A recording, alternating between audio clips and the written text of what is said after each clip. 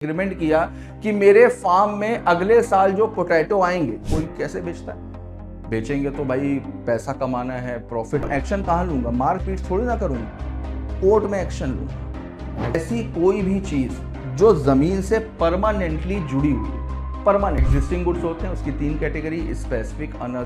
Hello बच्चा party, क्या हाल है? उम्मीद है सब लोग बहुत अच्छे होंगे। मैं भी बहुत अच्छा हूं। जीएनजी 2.0 में एक बार फिर से आप लोगों का स्वागत है।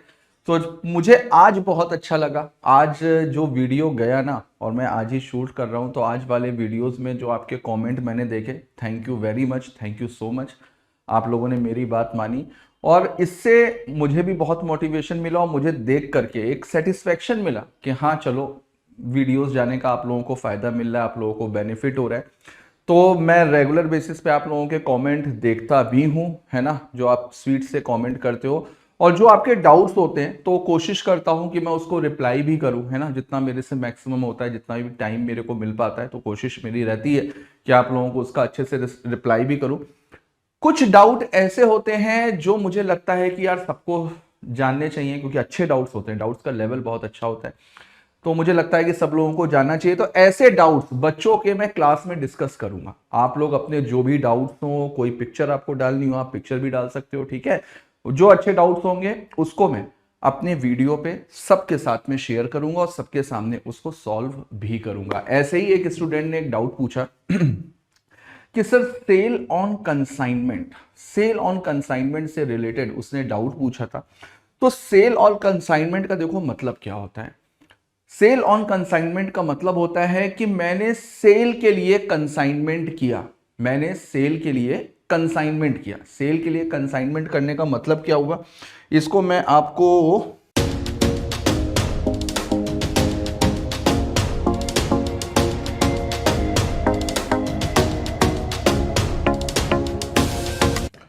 कि मिस्टर ए ने मिस्टर बी को गुड्स भेजे, मिस्टर ए ने मिस्टर बी को गुड्स भेजे। किस लिए भेजे? कि भाई इन गुड्स को तुम्हें बेचना है, इन गुड्स को तुम्हें आगे बेचना है। तो बेचने के लिए मिस्टर ए ने मिस्टर बी को गुड्स भेजे और मिस्टर बी ने उन गुड्स को सी को बेच दिया। होता है ना, कई बार हम लोग एजेंट को दे देते हैं, एजेंट कहीं बाहर रहता है, हमने उसको गुड्स भेज दिए, या कोई बंदा बाहर रहता है, हमने उसको गुड्स भेज दिए, या हो सकता है मेरे गुड्स किसी वजह से उसके पास में पहुंच गए हो बाई मिस्टेक, या कैसे भी करके उस तक पहुंच गया। अब मैंने कहा कि भाई इन गुड्स को बेच दो, इन गुड्स को बेचना है। तो अब यहां पर देखो, यहां पर इन्होंने जब सी को गुड्स बेचा है, तो ए और बी के बीच में जो ट्रांजेक्शन हुआ है, क्या हम इसको सेल बोलेंगे? इसको सेल नहीं बोला जाएगा बेटा। सेल किसको बोला जाएगा? ये वाला ट्रांजैक्शन सेल का होगा। यहां पर अगर तुम देखो टेक्निकली, तो बी एज एन एजेंट काम कर रहा है ऑफ ए, लेकिन ए और बी के बीच में जो ट्रांजैक्शन हुआ है उसको सेल नहीं बोलेंगे, उसको बोलेंगे कंसाइनमेंट ऑन सेल। मेरी बात समझ में आ गई ना, है ना। तो यही होता है कंसाइनमेंट ऑफ सेल, जब कोई पर्सन किसी दूसरे पर्सन को गुड्स भेजता है सेल करने के लिए, तो उन दोनों के बीच में जो ट्रांजैक्शन होता है उसको कभी भी सेल नहीं बोलते हैं, क्योंकि यहां पर इनके पास में ओनरशिप थोड़ी ना ट्रांसफर हो रही है। सेल के लिए ओनरशिप होना जरूरी है ना। और आज से हम लोग यही चैप्टर स्टार्ट कर रहे हैं, सोगा, सेल ऑफ गुड्स एक्ट। आज से हम लोग यही वाला चैप्टर स्टार्ट कर रहे हैं, सोगा, सेल ऑफ गुड्स एक्ट। तो इसमें सेल को लेकर के हम लोग पूरी चीजों को डिटेल में समझेंगे। तो चलो टाइम वेस्ट नहीं करते, फटाफट से समझते हैं। मुझे उम्मीद है कि आपको अपना डाउट क्लियर हो गया होगा, है ना। तो आपका नेक्स्ट चैप्टर है आपका chapter number 3, sale of goods act. तो सबसे पहले सेल ऑफ गुड्स एक्ट के बारे में मैं आपको बता दूं। पिछले 2 अटेम्प्ट से जो मैं देख रहा हूं, पिछले 2 अटेम्प्ट से सेल ऑफ गुड्स एक्ट का वेटेज जो है वो धीमे धीमे करके आईसीएआई बढ़ा रहा है और अच्छे क्वेश्चन दे रहा है। जो क्वेश्चंस का लेवल है ना, वो इंडियन कॉन्ट्रैक्ट एक्ट के क्वेश्चंस भले ही थोड़े से आसान दे दे, लेकिन सेल ऑफ गुड्स एक्ट के जो क्वेश्चंस हैं वो बड़े टेक्निकल दे रहा है। और अगर एवरेज मार्क्स अगर देखें कि जो सेल ऑफ गुड्स एक्ट के पिछले 2 अटेम्प्ट के पहले कितने मार्क्स के क्वेश्चन आते थे, तो पिछले 2 अटेम्प्ट में सोगा की वेटेज थोड़ी सी आईसीआई ने बढ़ाई है। तो धीमे धीमे करके वो सोगा को बहुत इंपॉर्टेंट मार्क कर रहा है, सोगा का वेटेज धीमे धीमे करके कॉन्ट्रैक्ट एक्ट के बराबर लाने की कोशिश कर रहा है। ये बात मैं आपको बोल सकता हूं। तो इस वजह से सोगा को छोड़ करके नहीं जाना है। और आखिरी में वही बोलते हैं ना, सोगा से ही होगा, किससे होगा? सोगा से। तो जिस तरीके से इंडियन कॉन्ट्रैक्ट एक्ट बहुत ज्यादा जरूरी है सीए फाउंडेशन स्टूडेंट के लिए, उसी तरीके से अब आईसीआई ने कह दिया है कि भाई सोगा से ही होगा, और सोगा को भी बिल्कुल उसी तरीके से पढ़ना है जिस तरीके से इंडियन कॉन्ट्रैक्ट एक्ट आपने पढ़ा है। और आप यकीन मानो, अगर कोई भी स्टूडेंट ना कॉन्ट्रैक्ट एक्ट और सोगा और आईआरएफ में तो फ्री के मार्क्स मिलते हैं, 5 नंबर का क्वेश्चन आता है, एलएलपी से भी 5-6 नंबर का क्वेश्चन आता है, उसमें भी फ्री के मार्क्स मिलते हैं। अगर यही कोई 4 करके चला जाए ना तो अच्छे मार्क्स के साथ में पास हो जाएगा। मैं रियलिटी बता रहा हूं, है ना। तो सोगा में कोई भी लापरवाही नहीं होगी, सोगा बहुत अच्छे से करके चलना है। तो सोगा की पहली यूनिट हम लोग स्टार्ट करते हैं। तो हाँ, तो देखिए सबसे पहले तो सेल ऑफ गुड्स एक्ट का इंट्रोडक्शन ले लेते हैं। सेल ऑफ गुड्स एक्ट पहले इंडियन कॉन्ट्रैक्ट एक्ट का ही पार्ट हुआ करता था। 1930 में इसको हटा करके एक सेपरेट एक्ट बना दिया गया जिसको नाम दिया गया सेल ऑफ गुड्स एक्ट। ठीक है, पुराने वाले जितने भी सेक्शंस थे उन सेक्शंस को रिपील कर दिया गया, उनको हटा दिया गया, और अपने आप में एक अलग कानून है तो इसके अपने आप में नए सेक्शंस को इंट्रोड्यूस किया गया।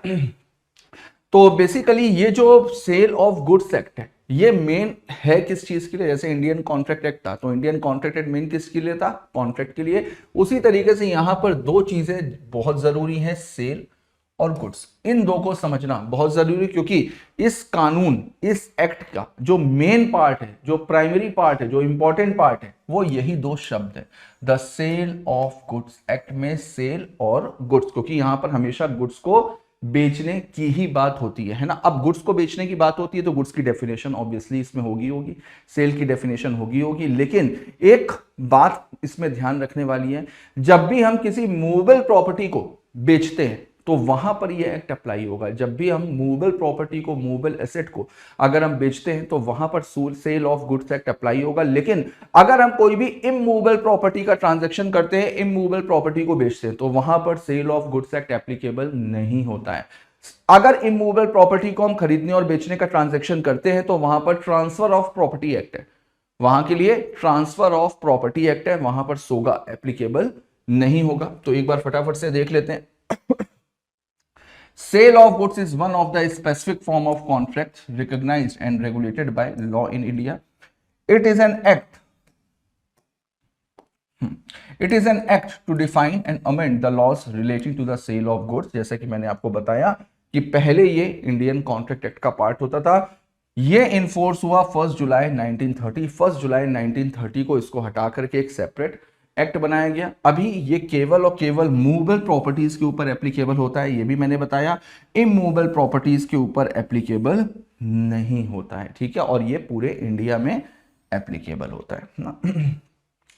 तो अब देखते हैं, सबसे पहली जो यूनिट है वो है आपकी formation of the contract of sale. बन तो यहां पर भी कॉन्ट्रैक्ट रहा है, बन तो यहां पर भी कॉन्ट्रैक्ट रहा है, लेकिन किस चीज का कॉन्ट्रैक्ट बन रहा है? यहां पर भी कॉन्ट्रैक्ट बन रहा है, लेकिन यहां पर कॉन्ट्रैक्ट बन रहा है सेल का। अब सेल होती क्या है? हम लोगों ने एक पढ़ा है ना, बेलमेंट। हम लोगों ने पढ़ा था एक बेलमेंट। बेलमेंट का मतलब क्या होता है? बेलमेंट का मतलब होता है ट्रांसफर ऑफ पोजीशन। बेलमेंट का मतलब क्या होता है? Transfer of position. जब भी गुड्स को खरीदा जाता है ना तो गुड्स में दो चीजें इंपॉर्टेंट होती है, एक होता है सेल और एक होता है पोजीशन। लेकिन सेल अलग है, पोजीशन अलग है। सेल का मतलब क्या होता है? सेल का मतलब होता है transfer of ownership. Transfer of ownership. Sale में हमेशा याद रखना ओनरशिप ट्रांसफर होगी। पोजीशन हो रहा है, नहीं हो रहा है, कंसीडरेशन हो रही है, नहीं हो रही है, पैसा मिल रहा है, नहीं मिल रहा है, कुछ भी हो रहा, अगर ओनरशिप ट्रांसफर हो रही है तो इसका मतलब ये सेल है। सेल के केस में ओनरशिप का ट्रांसफर होना जरूरी है। अगर ओनरशिप ट्रांसफर नहीं हो रही है, केवल पोजीशन जा रहा है, कंसीडरेशन है या नहीं है मैटर नहीं करता, अगर होगी भी तो भी ठीक है, नहीं होगी तो भी ठीक है। अगर केवल पोजीशन जा रहा है, ओनरशिप ट्रांसफर नहीं हो रही है, this is case of bailment. यही तो हम लोगों ने पढ़ा था। लेकिन अगर पोजीशन नहीं भी जा रहा है, ओनरशिप ट्रांसफर हो रही है, तो उसको बोला जाएगा सेल। तो सेल के केस में ओनरशिप का ट्रांसफर होना जरूरी है। पोजीशन मैटर नहीं करता है, कंसीडरेशन मैटर नहीं करती है। मेरी बात समझ में आ रही है? बच्चों को जितना भी समझाओ, लेकिन बच्चों को हमेशा कंफ्यूजन होता है। अभी आगे आने वाली यूनिट्स है ना, उसमें भी कंफ्यूजन होगा कि सर पोजीशन क्यों नहीं होगा। कैसे नहीं होगा, क्या वजह नहीं होगा, बहुत सारे रीजन होते हैं। बिजनेस में अपनी अपनी लोगों की रिक्वायरमेंट होती है, अपनी अपनी अलग अलग सिचुएशंस होती है। लेकिन हम यहां पर केवल एक वर्ड को लेकर के चलेंगे, सेल, क्योंकि पूरा का पूरा कानून ही उसी पे बेस्ड है। तो सेल का मतलब है ट्रांसफर ऑफ ओनरशिप, ओनरशिप का ट्रांसफर होना, मालिकाना हक होना। जब ओनरशिप ट्रांसफर होती है ना तो एब्सोल्यूट इंटरेस्ट ट्रांसफर होता है। एब्सोल्यूट इंटरेस्ट का मतलब अब मेरी मर्जी, अनकंडीशनल इंटरेस्ट। अब अगर किसी भी चीज पे ओनरशिप मेरी है, मैं उसको जला दूं, फेंक दूं, गिफ्ट कर दूं, कुछ भी कर दूं, वो मेरी मर्जी, मुझे कोई रोक नहीं सकता। अगर ओनरशिप ट्रांसफर हुई है तो उन गुड्स पे राइट इन रेम मिलता है। राइट इन रेम का मतलब against the whole world right है। मेरी मर्जी, मैं उन गुड्स के साथ में कुछ भी करूं, कोई मेरे को रोक नहीं सकता, है ना। तो अगर ओनरशिप ट्रांसफर हो गई है तो एब्सोल्यूट इंटरेस्ट भी ट्रांसफर होगा। एक बार देखते हैं देखिए, formation of the contract of sale, framework of contract of sale. सबसे पहले एग्रीमेंट होगा, दो पार्टीज होंगी, एक होगा बायर और एक होगा सेलर। बिल्कुल, हमेशा दो पार्टीज होंगी सेल के केस में। क्या कोई आदमी अपने ही गुड्स को खरीद सकता है क्या? नहीं। तो सेल और परचेज के लिए दो पार्टीज का होना जरूरी है। उसके बाद में ट्रांसफर ऑफ प्रॉपर्टी। हम लोग अगर कभी भी सेल ऑफ गुड्स एक्ट पढ़ेंगे, हम लोग कभी भी अगर सोगा पढ़ेंगे, तो अगर कहीं पर भी प्रॉपर्टी वर्ड आया है, अगर कहीं पर भी प्रॉपर्टी वर्ड आया है तो प्रॉपर्टी का मतलब क्या होता है? ओनरशिप। ये सोगा के केस में, सेल ऑफ गुड्स एक्ट के केस में, सेल ऑफ गुड्स एक्ट में कहीं पर भी कोई भी लंबे लंबे सेंटेंसेस पढ़ रहे हो, कुछ भी पढ़ रहे हो, अगर प्रॉपर्टी वर्ड आया है तो प्रॉपर्टी का मतलब है ओनरशिप। तो ट्रांसफर ऑफ ओनरशिप, जैसा कि मैंने बताया, तो सेल के केस में हमेशा इमीडिएट बेसिस पर ट्रांसफर होगी। सेल के केस में हमेशा इमीडिएट बेसिस पर ट्रांसफर होती है, तुरंत के तुरंत ओनरशिप ट्रांसफर होगी। एग्रीमेंट टू सेल, एक होता है agreement to sale. Agreement to sale का मतलब क्या होता है? अभी एग्रीमेंट हुआ है, अभी कॉन्ट्रैक्ट ऑफ सेल नहीं हो रहा है। कॉन्ट्रैक्ट तो बाद में बनेगा, अभी तो एग्रीमेंट हो रहा है, अभी एग्रीमेंट टू सेल हो रहा है। यानी अभी बेचने के लिए एग्रीमेंट कर रहे हैं, अभी बिका नहीं है, अभी बेचने के लिए प्रॉमिस कर रहे हैं कि बेचेंगे। यानी कि क्या हो गया? फ्यूचर हो गया। एग्रीमेंट टू सेल क्या हो गया? फ्यूचर सेल हो गई कि नहीं हो गई? कि फ्यूचर में बेचेंगे, फ्यूचर में बेचा जाएगा। अभी हम केवल एग्रीमेंट कर रहे हैं बेचने के लिए, अभी गुड्स को बेचा नहीं है। अगर मान लीजिए कॉन्ट्रैक्ट ऑफ सेल है, कॉन्ट्रैक्ट ऑफ सेल में इमीडिएट ओनरशिप ट्रांसफर होगी। एग्रीमेंट टू सेल है तो एग्रीमेंट टू सेल में अभी केवल प्रॉमिस हो रहा है, अभी केवल एग्रीमेंट हो रहा है, किसके लिए? बेचने के लिए। यहां पर ओनरशिप ट्रांसफर नहीं होती है क्योंकि ये होती है फ्यूचर सेल, यहां पर सेल होगी फ्यूचर में। दूसरा, goods, sale of goods act में बेचने की बात हो रही है, कॉन्ट्रैक्ट ऑफ सेल की बात हो रही है। किसको बेचने की बात हो रही है? गुड्स को बेचने की बात हो रही है। तो गुड्स होते क्या हैं और गुड्स कितने तरह के होते हैं? तो गुड्स की डेफिनेशन अभी आगे देखते हैं, पहले देखते हैं गुड्स होते कितने तरीके के हैं। तो देखिए, यहां पर गुड्स होते हैं बेसिकली स्पेसिफिक गुड्स, लेकिन specific goods is a part of existing goods. अगर आप देखो तो गुड्स को तीन कैटेगरी में डिवाइड कर लो, लेकिन मेरे हिसाब से तो दो ही कैटेगरी होती है, एक एग्जिस्टिंग और एक फ्यूचर। लेकिन आपके मॉड्यूल के हिसाब से देखो तो तीन है, एग्जिस्टिंग, फ्यूचर और कॉन्टीजेंट। ठीक, एग्जिस्टिंग गुड्स को तीन पार्ट में डिवाइड किया गया है, एक स्पेसिफिक गुड्स, दूसरा असर्टेन गुड्स और तीसरा अनअसर्टेन गुड्स। एक बार फटाफट से सबका मतलब समझ लेते हैं। स्पेसिफिक गुड्स का मतलब क्या होता है? जब दो लोगों के बीच में किसी एक स्पेसिफिक चीज का कॉन्ट्रैक्ट हो रहा है, स्पेसिफिक गुड्स का कॉन्ट्रैक्ट हो रहा है। जैसे मैंने अपने दोस्त से पूछा कि यार जो तुम्हारे पास में ब्लैक कलर वाली कार है, क्या तुम मुझको 5 लाख रुपए में बेचोगे? उसने कहा ठीक है, बेच देंगे। तो मेरे और उसके बीच में कॉन्ट्रैक्ट बन गया ना, एक स्पेसिफिक कार का। मुझे भी पता है यही कार मेरे पास में आएगी, उसको भी पता है यही कार मुझे बेचनी, उसके पास में यही एक कार है, वो मेरे को बेचा है। This is called specific goods. Ascertain goods, ascertain goods को समझने से पहले अनअसर्टेन गुड्स समझो। अनअसर्टेन गुड्स का मतलब क्या हुआ? मैं टीवी खरीदने के लिए शोरूम में गया, वहां पर 1000 टीवी शोरूम में लगे हुए हैं। अब 1000 टीवी शोरूम में लगा हुआ है, मुझे ये तो पता है कि इन्हीं 1000 में से मैं कोई एक टीवी लूंगा, लेकिन अभी मुझे ये नहीं पता कि इन 1000 में से कौन सा टीवी मैं लूंगा, ये मुझे नहीं पता। तो अभी मेरे लिए वो गुड्स क्या है? अनअसर्टेन। मौजूद तो है। एग्जिस्टिंग का मतलब क्या होता है? कि जिस समय कॉन्ट्रैक्ट बन रहा है, एग्जिस्टिंग का मतलब क्या होता है? जिस समय कॉन्ट्रैक्ट बन रहा है उस समय वो गुड्स एग्जिस्ट कर रहे हैं, मौजूद है। अगर कोई एक पर्टिकुलर गुड्स की बात हो रही है तो उसको बोलेंगे स्पेसिफिक, जहां पर चीजें बल्क में हैं, एग्जिस्ट कर रही हैं, लेकिन मुझे ये नहीं पता इसमें से कौन सा मेरे को मिलेगा, उसको क्या बोलेंगे, अनसर्टेन गुड्स, जहां पर चीजें बल्क में। अब जब मैंने उन 1000 टीवी में से एक टीवी को आइडेंटिफाई कर लिया, उसको अप्रोप्रिएट कर लिया, उसको छांट लिया, उसको अलग कर दिया, तो अब ये टीवी क्या हो गया, अब ये टीवी हो गया असर्टेन गुड्स। तो जब बल्क में से गुड्स को आइडेंटिफाई कर लिया जाता है, अप्रोप्रिएट कर लिया जाता है, तो उसको क्या बोलते हैं, उसको बोलते हैं असर्टेन गुड्स। अब उसके बाद में फ्यूचर गुड्स। फ्यूचर गुड्स का मतलब वो गुड्स जो कॉन्ट्रैक्ट करते समय, एग्रीमेंट बनते समय मौजूद नहीं है, वो फ्यूचर में आएंगे, अभी तक है नहीं, वो फ्यूचर में आएंगे। ए ने बी के साथ में एग्रीमेंट किया कि मेरे फार्म में अगले साल जो पोटैटो आएंगे वो मैं तुमको बेचूंगा। एग्रीमेंट तो अभी हो गया, लेकिन पोटैटो तो अगले सीजन में आएंगे ना, अगले साल आएंगे, तो ये क्या हो गए, फ्यूचर गुड्स। रिवासन में फ्यूचर गुड्स के केस में हमेशा एग्रीमेंट टू सेल होता है, क्योंकि ये फ्यूचर सेल होती है ना, तो ये इस फ्यूचर गुड्स के केस में हमेशा और हमेशा क्या होगा, एग्रीमेंट टू सेल होगा। ठीक, तीसरा आता है कॉन्टीजेंट गुड्स। मेरे हिसाब से जो कॉन्टीजेंट गुड्स है ना, ये फ्यूचर गुड्स की ही कैटेगरी में आते हैं। जो कॉन्टीजेंट गुड्स हैं ये फ्यूचर गुड्स की कैटेगरी में ही आते हैं। क्यों? क्योंकि ये भी गुड्स मौजूद नहीं होते, ये गुड्स भी मौजूद नहीं होते किसी स्पेशल डिमांड पे, किसी स्पेशल इवेंट की हैपनिंग पे ये गुड्स बनाए जाते हैं। कोई स्पेशल डिमांड आ गई तब ये गुड्स बनाए जाते हैं, इसको बोला जाता है कॉन्टीजेंट गुड्स, है ना। तो वैसे अगर देखो तो 3 कैटेगरी हो गई। एक एग्जिस्टिंग, एग्जिस्टिंग का मतलब जिस समय कॉन्ट्रैक्ट बन रहा है उस समय गुड्स मौजूद है। फ्यूचर का मतलब एग्रीमेंट हो रहा है, अभी गुड्स मौजूद नहीं है, गुड्स आएंगे फ्यूचर में। कॉन्टीजेंट का मतलब क्या हो गया, गुड्स मौजूद नहीं है, it is the part of future goods. अभी गुड्स मौजूद नहीं है, कुछ स्पेशल इवेंट हुआ, कुछ स्पेशल डिमांड हुई, तब गुड्स आएंगे, तो उसको बोला जाएगा कॉन्टीजेंट गुड्स। तो ये गुड्स की कैटेगरी होती है। अब किसी भी वैलिड कॉन्ट्रैक्ट के लिए, अब हम लोग यहां पर क्या पढ़ रहे हैं, कॉन्ट्रैक्ट ऑफ सेल। क्या पढ़ रहे हैं, कॉन्ट्रैक्ट ऑफ सेल। कॉन्ट्रैक्ट बन रहा है, तो भाई जब कॉन्ट्रैक्ट बन रहा है, और sale of goods act Indian contract act का ही पार्ट भी हुआ करता था, ठीक। तो इसका मतलब अगर कॉन्ट्रैक्ट बन रहा है तो जो सेक्शन 10 में एसेंशियल एलिमेंट्स हम लोगों ने पढ़े हैं कॉन्ट्रैक्ट के, जो एसेंशियल एलिमेंट्स हम लोगों ने पढ़े हैं कॉन्ट्रैक्ट एक्ट में सेक्शन 10 में, तो वो सारे के सारे एसेंशियल एलिमेंट्स भी इसमें होने चाहिए, है ना।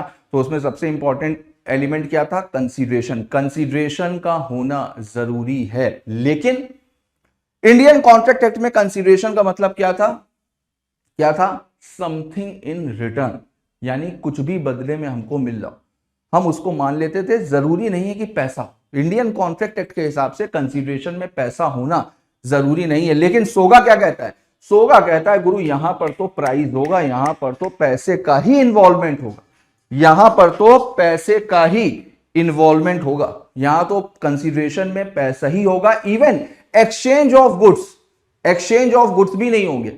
यानी कि जो बार्टर सिस्टम है ना, कि मेरे पास में शुगर रखी हुई है, आपको शुगर की जरूरत है, आपके पास में राइस है, मुझे राइस की जरूरत है, हम दोनों ने गुड्स को एक्सचेंज कर लिया, नहीं, ये सेल नहीं है, ये सेल नहीं है, इसको बोलेंगे बार्टर सिस्टम। बार्टर सिस्टम के लिए भी ट्रांसफर ऑफ प्रॉपर्टी एक्ट है, बार्टर सिस्टम के ऊपर भी sale of goods act applicable नहीं होगा। यहां पर कंसीडरेशन का मतलब है मनी।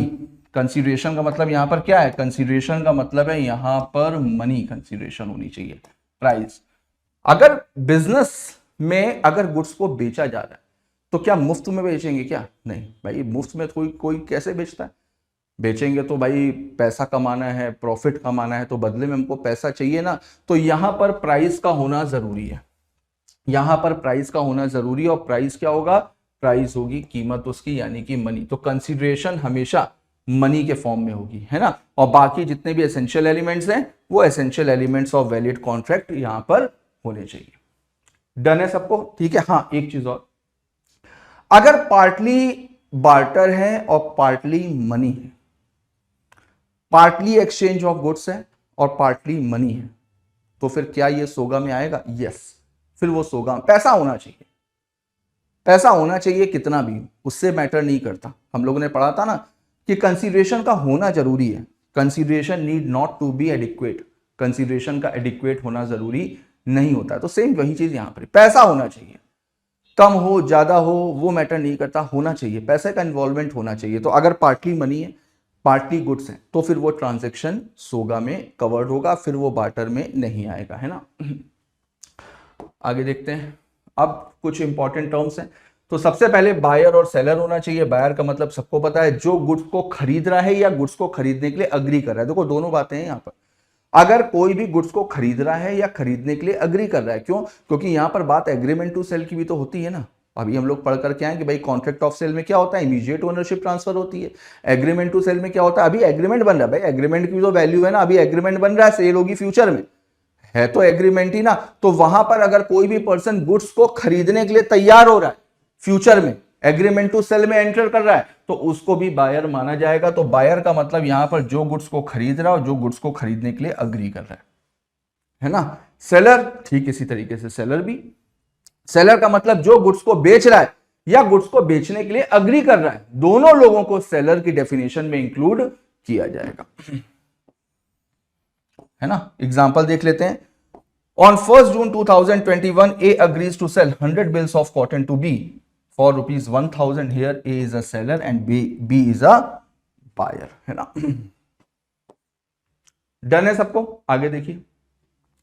अब देखो गुड्स, अब भाई सेल ऑफ गुड्स एक्ट है और सेल ऑफ गुड्स एक्ट की डेफिनेशन में गुड्स की डेफिनेशन तो होगी ही होगी। तो जैसा कि मैंने बताया कि सोगा में हमेशा और हमेशा मूवेबल प्रॉपर्टी को लेकर के बात करी जाती है, इमूवेबल प्रॉपर्टी को लेकर के बात नहीं करी जाएगी, क्योंकि गुड्स की जो डेफिनेशन है ना वो खुद यही कहती है, goods means every kind of movable property.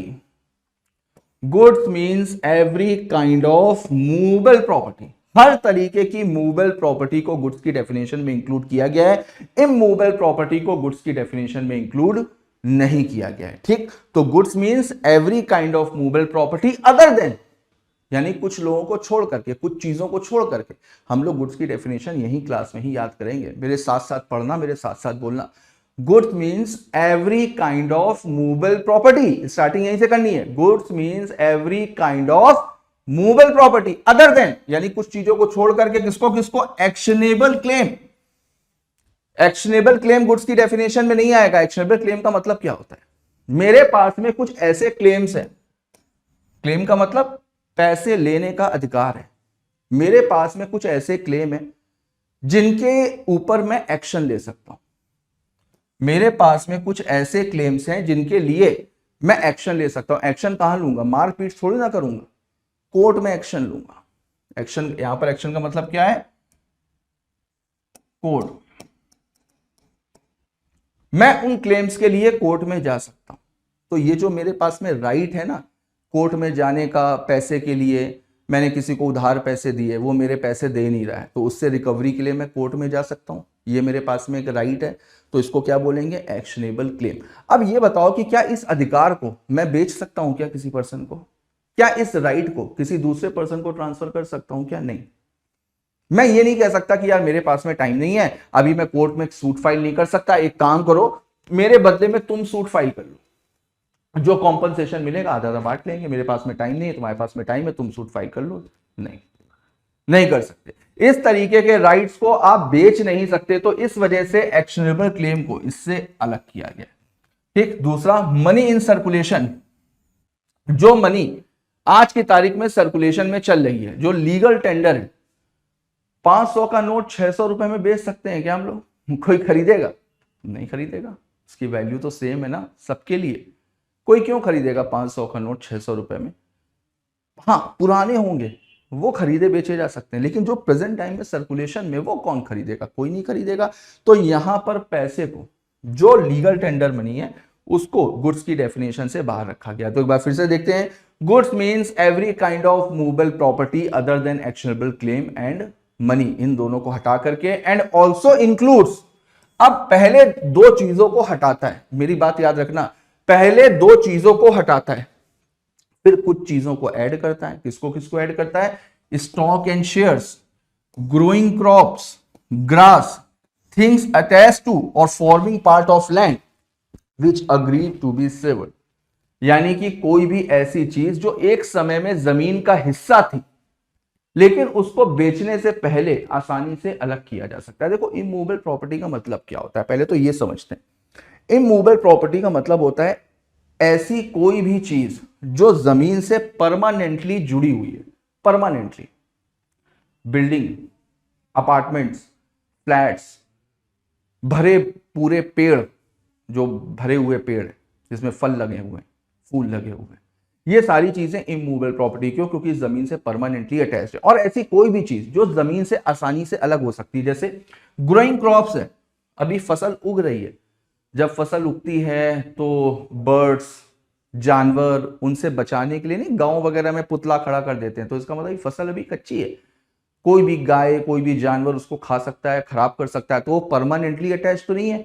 तो ग्रोइंग क्रॉप्स उसको इसीलिए इंक्लूड किया गया क्योंकि वो परमानेंटली जमीन से नहीं जुड़ी हुई है। बच्चों को कंफ्यूजन होता है कि सर इमूवेबल प्रॉपर्टी का मतलब क्या होता है? जिसको मूव ना कर सके, जिसको मूव ना कर सके तो उसका मतलब वो जमीन से जुड़ी हुई, तो ये सब भी तो जमीन से जुड़ी हुई, लेकिन ये परमानेंटली नेचर नहीं है बेटा इनका, ये परमानेंटली जमीन से नहीं जुड़ी हुई है। जो चीज परमानेंटली जमीन से जुड़ी होती है उसको बोलते हैं इमूवेबल प्रॉपर्टी, और इमूवेबल प्रॉपर्टी गुड्स की डेफिनेशन में आती नहीं। केवल मूवेबल प्रॉपर्टी और ऐसी कोई भी चीज जो जमीन से आसानी से अलग हो सकती है उसको गुड्स की डेफिनेशन में इंक्लूड किया गया है। तभी ग्रास, घास को खच्चर खाता है, गधा खाता है, घोड़ा खा लेता है, गाय खा लेती है आसानी से, ठीक है, परमानेंटली थोड़ी ना जुड़ी हुई है ना। और ऐसी कोई भी चीज जो एक समय में जमीन पे जुड़ी हुई थी या जिसको जमीन से हम अलग कर सकते हैं बेचने से पहले आसानी से, है ना, तो उसको बोला जाता है गुड्स। देखो, goods include both tangible goods and intangible goods. Intangible goods को भी इसमें इंक्लूड किया गया है, जैसे कॉपीराइट हो गया, पेटेंट हो गया, ट्रेडमार्क हो गए, है ना, ये सारी चीजें भी इलेक्ट्रिसिटी हो गई, है ना, तो ये सारी की सारी चीजें इसमें इंक्लूड करी गई हैं। एक्शनेबल क्लेम का मतलब बताया गया, actionable claims are claims which can be enforced only by an action, यानी कि suit. Example debt. A debt is not a movable property और गुड्स, तो डेट को मूवेबल प्रॉपर्टी और गुड्स के तौर पे इंक्लूड नहीं किया गया है। मेरी बात सबको समझ में आई? तो गुड्स की डेफिनेशन क्या है? Goods means every kind of movable property other than actionable claim and money, और इंक्लूड किसको किसको किया गया है? Stock shares, growing crops, grants, और ऐसी कोई भी चीज जिसको आसानी से जमीन से अलग किया जा सकता है। बहुत आसान सी डेफिनेशन है। अगर सेल ऑफ गुड्स एक्ट का क्वेश्चन आए और गुड्स से रिलेटेड पूछा जाए, जैसे गुड्स कितने तरह के होते हैं, ये क्वेश्चन आ जाए, तो पहले आप गुड्स की डेफिनेशन जरूर कोट करना, उसके एक्स्ट्रा मार्क्स मिलेंगे। इसका सेक्शन भी याद कर लेना, सेक्शन 2 क्लॉज 7, सेक्शन 2 क्लॉज 7 में गुड्स की डेफिनेशन दी गई है, ठीक है, तो सेक्शन के साथ में इसको याद कर लेना। आगे देखो, अब देखो classification of goods. Classification of goods मैंने आपको बताया कि गुड्स कितने तरह के होते हैं। मैंने आपको बताया कि दो तरह के गुड्स होते हैं, एक एग्जिस्टिंग गुड्स होते हैं और एक फ्यूचर और कॉन्टीजेंट गुड्स होते हैं, ठीक है। जो एग्जिस्टिंग गुड्स होते हैं उसकी तीन कैटेगरी, स्पेसिफिक, अनअसर्टेन और असर्टेन। फ्यूचर गुड्स और कॉन्टीजेंट, देखो एग्जिस्टिंग, फ्यूचर और कॉन्टीजेंट, लेकिन मैंने आपको बताया contingent is the part of future goods, specific, ascertain और अनअसर्टेन। तो सबसे पहले specific classification of goods. Existing goods, existing goods को तीन कैटेगरी में, ये चीज मैंने आपको बताई। इसका मतलब क्या है? Goods in existence at the time of contract of sale. जिस समय कॉन्ट्रैक्ट ऑफ सेल बन रहा है उस समय गुड्स मौजूद हैं। जिस समय कॉन्ट्रैक्ट ऑफ सेल बन रहा है अगर गुड्स मौजूद हैं तो उसको बोला जाएगा स्पेसिफिक गुड्स, या फिर goods own, purchased, acquired by the seller at the time of contract of sale, या जैसे ही कॉन्ट्रैक्ट ऑफ सेल बन रहा है वैसे ही गुड्स का पोजीशन भी हमको मिल जा रहा है, गुड्स मेरे हाथ में आ जा रहे हैं, तो फिर उसको बोला जाएगा एग्जिस्टिंग गुड्स। स्पेसिफिक गुड्स देखो, goods identified and agreed upon at the time of contract of sale. Example Samsung Galaxy S1 Edge IFB washing machine of 7 kg, है ना, स्पेसिफिक है। Goods which are identified in accordance with the agreement after the contract of sale is made, उसको बोला जाएगा ascertain goods. जहां पर goods को identify कर लिया हो, मैं टीवी लेने के लिए पहुंचा, वहां पर 1000 टीवी हैं, अभी क्या बोलेंगे? अनसर्टेन बोलेंगे। मैंने उसको अपनी रिक्वायरमेंट बताई, अपनी पसंद बताई, अपनी चीजें बताई, उसने एक टीवी को, मेरी पसंद के टीवी को निकाल करके अलग कर दिया, तो उसको आइडेंटिफाई कर लिया। तो कोई भी असर्टेन गुड्स होने से पहले उसका नेचर क्या होगा? अनसर्टेन। पहले अनसर्टेन होंगे, फिर वो जब आइडेंटिफाई कर लिए जाएंगे तब जाकर के वो असर्टेन होंगे। तो अनसर्टेन देखते हैं। Goods which are not specifically identified or ascertained at the time of making of contract. जिस समय कॉन्ट्रैक्ट बन रहा है तब उसको आइडेंटिफाई किया जाएगा. Example, A owns 10 Maruti car, B contract with A to buy any one car out of them. तो 10 कारें, एक कार खरीदनी है, उन 10 में से कौन सी एक कार मिलेगी ये अभी नहीं पता. तो ये अभी क्या है, अनसर्टेन है. और जैसे उन 10 में से एक कार को हम आइडेंटिफाई करेंगे उसके बाद में वो किस में कन्वर्ट हो जाएगी, असर्टेन गुड्स में. Future goods, section 2 clause 6. Goods to be अभी होने हैं, मैन्युफैक्चर्ड, प्रोड्यूस्ड और acquired by the seller after making the contract of sale. Example, 1000 quintal of potatoes to be grown in Mr. A's field. तो जो goods अभी मौजूद नहीं है, जो गुड्स फ्यूचर में आएंगे, जो गुड्स फ्यूचर में आएंगे, जिस समय एग्रीमेंट हो रहा है उस समय गुड्स मौजूद नहीं है ना, वो गुड्स आएंगे फ्यूचर में. फ्यूचर गुड्स के केस में हमेशा एग्रीमेंट टू सेल होता है. Contingent goods, section 2 clause 2. Section 6 clause 2. The acquisition of which by the seller depends upon an uncertain contingencies, यानी कि uncertain event. Example देख लेते हैं. P contract to sell 500 pieces of particular item provided the ship is bringing them reaches the port safely. अगर ship port तक safely पहुंच गई तो ये गुड्स मैं आपको दूंगा. पोर्ट तक सेफली पहुंच भी सकती है और नहीं भी पहुंच सकती है, तो ये इवेंट के ऊपर डिपेंड करता है. तो अगर ये इवेंट हुआ तो ठीक है, नहीं हुआ तो कोई बात नहीं. इसी वजह से इसको भी फ्यूचर गुड्स की तरह से ही माना जाता है ना. आगे देखो, डिलीवरी. अब डिलीवरी देखो क्या होती है. डिलीवरी का मतलब होता है voluntary position, transfer of voluntary position, यानी हम अपनी मर्जी से गुड्स का पोजीशन ट्रांसफर कर रहे हैं. मैंने आपको बताया ओनरशिप अलग होती है, पोजीशन अलग होता है. डिलीवरी का मतलब गुड्स को अगर बेचा जा रहा है तो डिलीवरी भी तो ट्रांसफर होगी. गुड्स खरीद रहे हैं अगर, तो उसको यूज करने के लिए या उसको रीसेल करने के लिए तो खरीद रहे हैं, तो वहां पर डिलीवरी भी ट्रांसफर होनी चाहिए. तो देखो डिलीवरी का मतलब क्या है, voluntary transfer of position from one person to another is called delivery.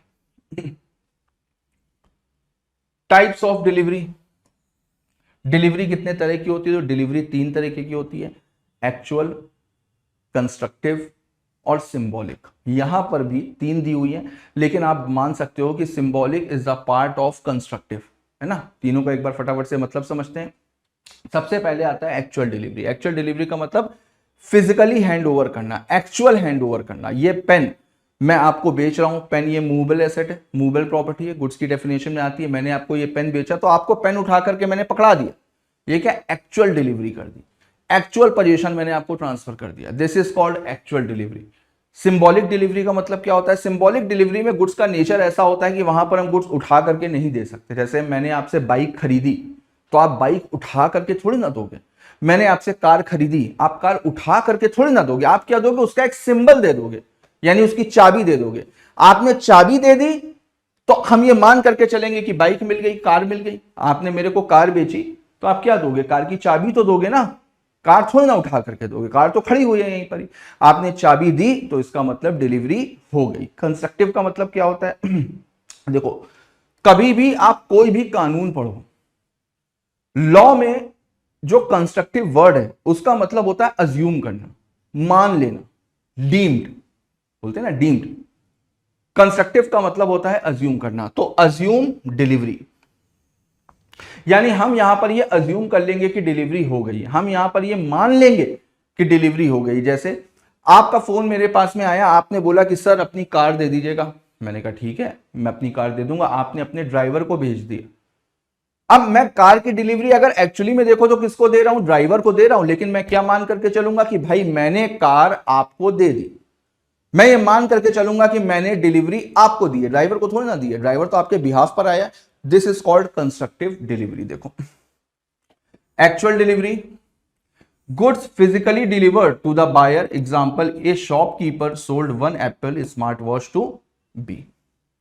Constructive delivery, without any change in the custody or actual position of the thing, a warehouseman holding the goods of A agrees to hold them on behalf of B at as request. तो यहां पर अगर कोई person किसी दूसरे के behalf पर goods को होल्ड कर रहा है तो उसको बोला जाएगा कंस्ट्रक्टिव डिलीवरी, क्योंकि हम यह मान लेंगे कि उसके बिहाफ पर होल्ड कर रहा है तो इसका मतलब वही होल्ड कर रहा होगा, है ना। Symbolic, delivery of a thing in token of a transfer of something else, जैसे कि मैंने आपको बताया एक सिंबल के तौर पर दे दिया जाता है, एक टोकन के तौर पर। Example, key of warehouse containing the goods is handed over to the buyer. मेरे गोडाउन में गुड्स रखे हुए हैं, मैंने बायर को चाबी दी, भाई ले चाबी, गोडाउन से जाकर के गुड्स निकाल लेना। तो मैं क्या मान करके चलूंगा, चाबी दे दी तो उसको गुड्स भी मिल गया। तो एक तरीके से देखो तो यहां पर भी तो अज्यूम ही किया जा रहा है, तो इस वजह से सिंबॉलिक को भी कंस्ट्रक्टिव डिलीवरी का ही पार्ट बोलते हैं, है ना। तो चलो आज हम लोगों ने सेल के बारे में समझा, एग्रीमेंट टू सेल के बारे में समझा और डिलीवरी के बारे में समझा, ठीक। तो जितना पोर्शन हुआ है formation of contract of sale unit 1 का, कोशिश करना कि उतना पोर्शन मॉड्यूल से भी कर, उतना पोर्शन मॉड्यूल से कर लेना। कोई भी डाउट हो, इवन मॉड्यूल से ही क्यों ना, कोई भी डाउट आप निश्चिंत होकर के कमेंट बॉक्स में डाल देना, मैं नेक्स्ट क्लास में उसको अपडेट कर दूंगा, उसका जवाब आप तक पहुंच जाएगा, ठीक है। तो चलो मिलते हैं नेक्स्ट एपिसोड में, तब तक के लिए all the best, goodbye and thank you.